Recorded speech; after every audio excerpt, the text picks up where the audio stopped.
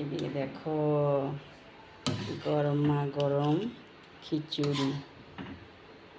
আর খিচুড়িটা বানাইছি কিন্তু আমি একটু কইরা, কিন্তু দেখতে কিরকম লাগতেছে বন্ধুরা কমেন্টে জানাইতে ভুললো না তোমরা।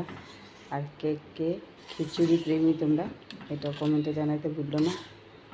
আর আমার তো কখন খামো লাগতেছে, যা স্বাদ হইব না খিচুড়িটা। আর একটু জিনিসের স্বাদটা কিন্তু বহুতই আলাদা, দেখতে বুঝতে পারতেছো তোমরা। আর আমার কিন্তু হয়ে গেছে খিচুড়িটা রান্না, আমি কড়াইতেই রান্না করছি। আজকে অনেক দিন থেকে ইচ্ছা আসলো খিচুড়ি খামো। তো ফাইনালি আমার খিচুড়ি রেডি। আর আমি কিন্তু একটু ঘন ঘনই ভালো পাই খিচুড়িটা খাইয়া। আর তোমরা কীরকম ভালো পাও কমেন্টে জানাইও বন্ধুরা। দেখো সেই স্বাদ হইব খিচুড়িটা আজকে।